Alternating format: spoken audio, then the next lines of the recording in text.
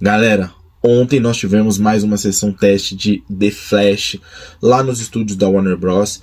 E as reações que saíram do filme depois dessa exibição, elas são muito animadoras e positivas.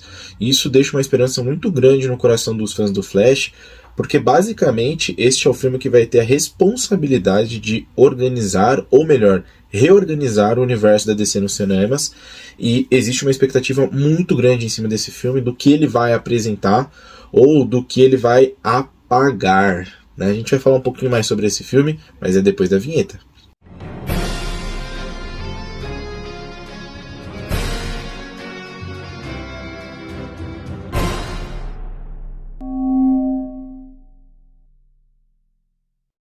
Salve, salve quebrada! Pode chegar! Você está no seu canal de conteúdo nerd e todos os dias nós vamos estar aqui para falar sobre filmes, séries e animes. E antes desse vídeo começar, já deixa o seu gostei aqui para mim, se inscreve no meu canal, ativa o sininho, né, as famosas notificações, para que você não perca nada. Assim que eu postar um vídeo, vai aparecer um anúncio aí no seu celular e você vai ficar por dentro dos conteúdos que eu estou colocando aqui. E se chegar no final desse vídeo e você não gostar do que foi apresentado aqui, não tem problema, você clica também no não gostei, eu vou entender que alguma coisa nesse vídeo não ficou legal e vai servir como motivação para seguir buscando sempre uma melhora nesses conteúdos. Bom, vamos direto para as notícias. Primeira notícia não tem a ver com o filme do Flash, mas pode indicar algumas mudanças. Eu vou falar muito rápido dessa notícia, e que é uma notícia bombástica, inclusive, porque ontem ela tomou o Twitter e todas as páginas ligadas a DC Comics, que é o seguinte: o próprio Jason Momoa, né, que é o Aquaman dentro da DC, ele postou um vídeo nas redes sociais dele, né, no Instagram, e nesse vídeo aparecia ninguém mais, ninguém menos do que o Batman do Ben Affleck.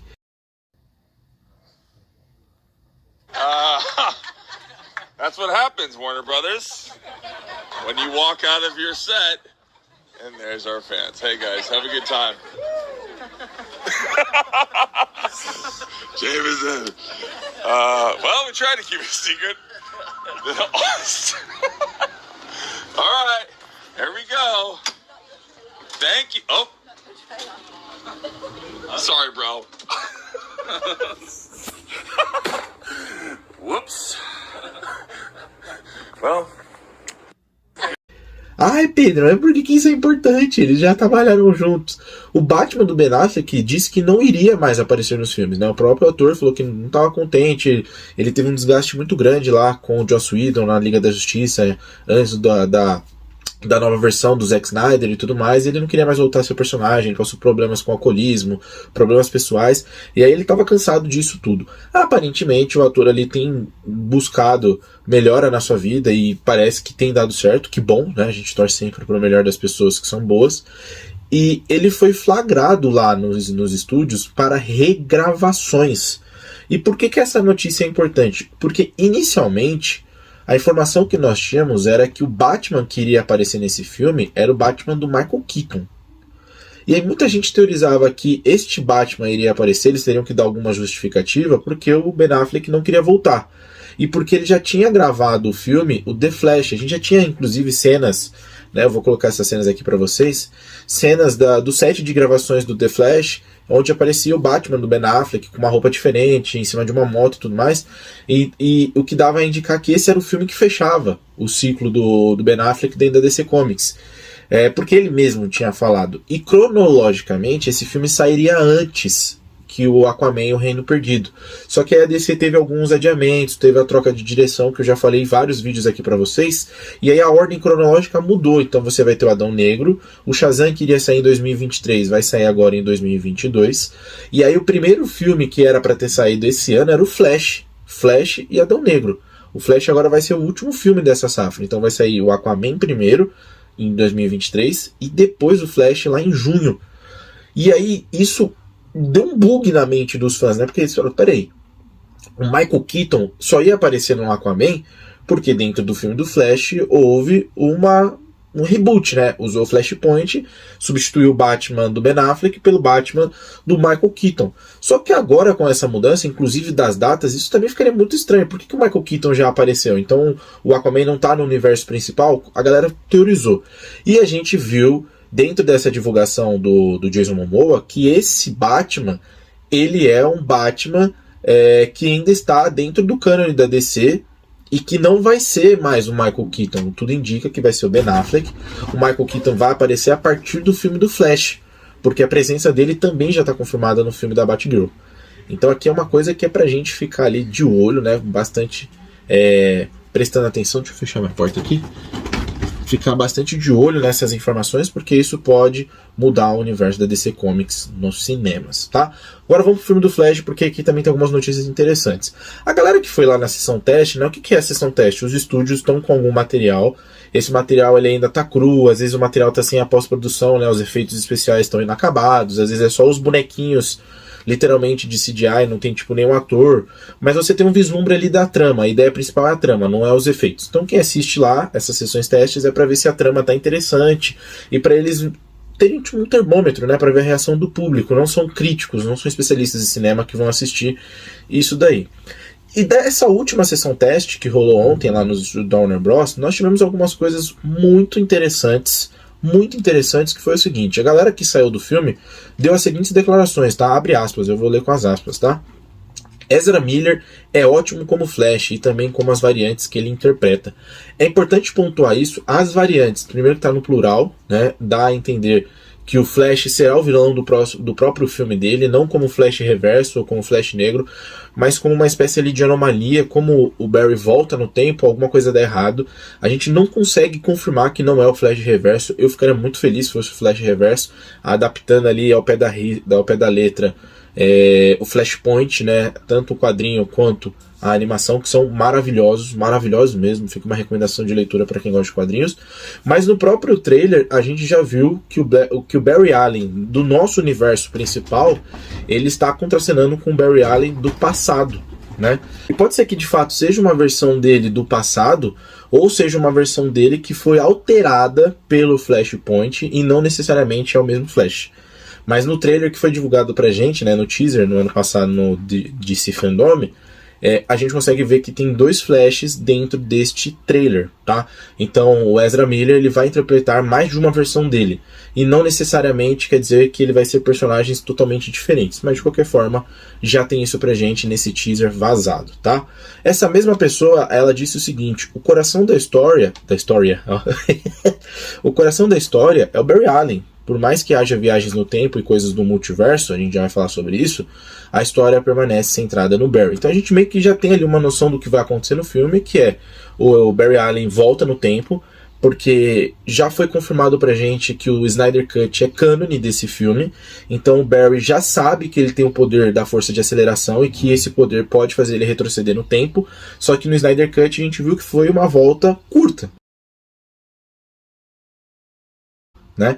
O que vai acontecer nesse filme? Ele vai voltar muito no tempo porque ele quer evitar a morte da mãe. Ele não consegue lidar com a morte da mãe, e a gente também sabe que o pai dele está preso, então ele quer salvar o pai dele e evitar que a mãe dele morra, e isso obviamente vai dar um problema. Para quem já leu qualquer coisa sobre o Flash ou já assistiu alguma animação, sempre que ele volta no tempo, a linha temporal é alterada em alguma coisa, tá bom? Depois disso, algumas coisas que vazaram aqui, e eu acho vazamentos também muito interessantes, que é a Mulher Maravilha de Gal Gadot aparece no início do filme. Isso dá a entender que pode ser que tenha tido ainda algum tipo de vínculo dos heróis depois da saga ali do Snyder Cut, né, quando eles conseguem derrotar o Lobo da Steppe, então eles devem ter mantido contato, enfim, cada um no seu lugar. Pode ser que a Diana volte para Temícera, pode ser que o Barry tenha voltado para Central City, não dá pra gente saber agora, mas de qualquer forma dá a entender que eles mantêm contato, beleza? Até porque no set também tinha vazado fotos em que aparecia ônibus, né, ônibus comuns de transporte de passageiros, e que tinha banners, né, fotos da Mulher Maravilha. Outra coisa importante é que quando ele voltar no tempo, 2 aparições vão ser muito importantes para os fãs mais antigos da DC Comics, que são os primeiros heróis da Trindade. Então, nesse vazamento, né, dessa sessão teste, eles falam que vai aparecer uma cena da Linda Carter, que já apareceu no Mulher Maravilha 84, mas ela não estava com o traje, né? Ela apareceu ali com uma roupa grande e tudo mais. Então vai aparecer a Linda Carter como Mulher Maravilha, né, a mais antiga. E também, isso foi um vazamento que eu fiquei muito feliz mesmo, que eu acho que é uma homenagem legal, né, bem legal mesmo. Eles falam que nessa viagem no tempo, né, que o Flash vai fazer, ele também vai ter um vislumbre do Super-Homem do Christopher Reeve, o Superman clássico, velho. Isso é muito louco, a gente sabe que o ator já morreu, então eles vão pegar uma cena antiga de um filme e dar uma repaginada nela, ou eles vão fazer tudo de computação gráfica, mas de qualquer forma a trindade antiga, né, vai aparecer no filme, porque a gente já sabe que o Batman do Michael Keaton está nesse filme, até porque aparece no trailer o traje.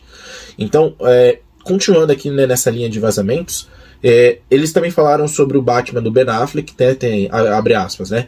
Ele tem uma ótima cena de perseguição como Batman. O Bruce parecia menos torturado neste filme, mais introspectivo e em paz com o seu passado e o seu caminho na vida.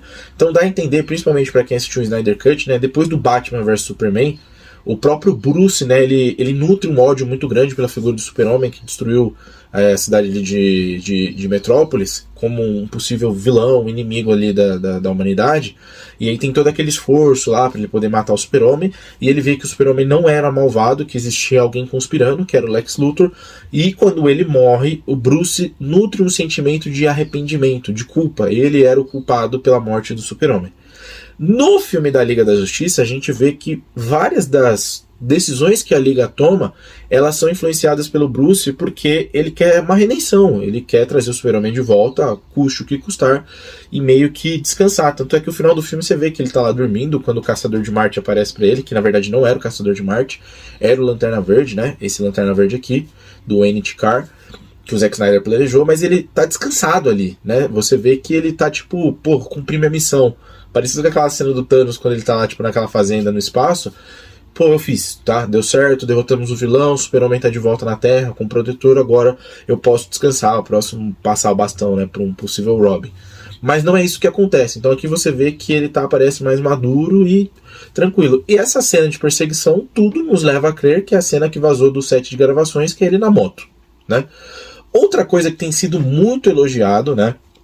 Porque uma das maiores tristezas do fã é que o Super-Homem possivelmente não vai estar nesse filme, ou se ele tiver, pode ser que seja um flashback, uma menção muito rápida, mas a gente vai ter a Supergirl, que é a Sasha Calle. E aí foi muito legal quando o diretor do filme, né, o Andy Muschietti, ele anunciou para a atriz que ela seria a Supergirl, ele mostrou já o traje e tudo mais, o traje muito parecido com o do Henry Cavill. E aí essa pessoa que assistiu o filme, ela falou o seguinte, ó, Sasha Calle faz um ótimo trabalho. Zod e os Kryptonianos não são os principais vilões, mas são muito mais ameaçadores desta vez. Abre aspas de novo. A Supergirl de Sasha Calle está absolutamente deslumbrante e linda. E essas fotos do set não fazem justiça a ela. Até porque o que vazou pra gente foi umas imagens, obviamente, inacabadas, né? Ela tá com aquelas hastes segurando ela não tá com um efeito de produção voando e tudo mais. Mas a gente sabe ali que isso vai pro material depois e vai vir mais bacaninha. E uma coisa que falaram aqui que eu fiquei muito feliz, que fala assim, ó, Zod versus Supergirl é uma das melhores sequências de luta do filme. É uma reminiscência do filme Man of Steel, né? O Homem de Aço do Zack Snyder. E eu já falei isso pra vocês, pra mim aquela luta no final, que é o Zod quando ele tá invadindo a Metrópolis, e a Faora, que ela também tá no filme, que são personagens que eu acho incríveis, visualmente imponentes, bonitos e ameaçadores, e agora aparentemente eles estão mais fortes. A cena de luta do Super-Homem com eles é algo assim incrível, é nível Dragon Ball Z, mano. É tipo o que a gente esperava ver no filme do Dragon Ball lá, aquela porcaria que fizeram, é esse nível aqui a luta. A luta tipo, destrói tudo, mano. Destrói tudo. Porque a gente tem personagens que são praticamente imortais lutando. E aí eles falam que aqui tá com um personagem, tipo, overpower. Então essa luta promete. E a última coisa que veio pra gente, né, desse público que teve acesso a essa sessão teste, é que fala o seguinte, ó, muito divertido mesmo estando inacabado. Fiquei surpreso com o Batman de Keaton.